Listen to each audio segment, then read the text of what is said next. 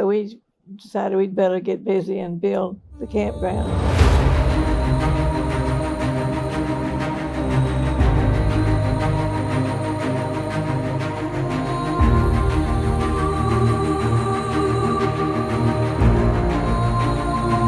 I'll tell you what it was like. By nightfall, we had 750 to 1,000 campers on this property.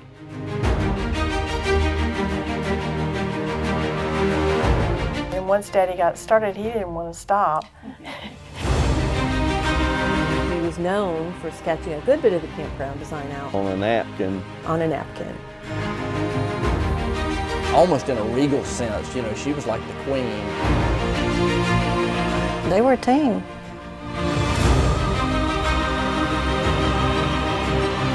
Hurricane Hugo's prime target area is our own backyard.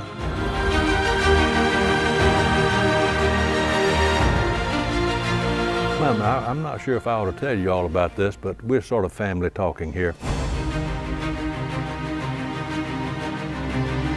Every year it's grown and grown and grown.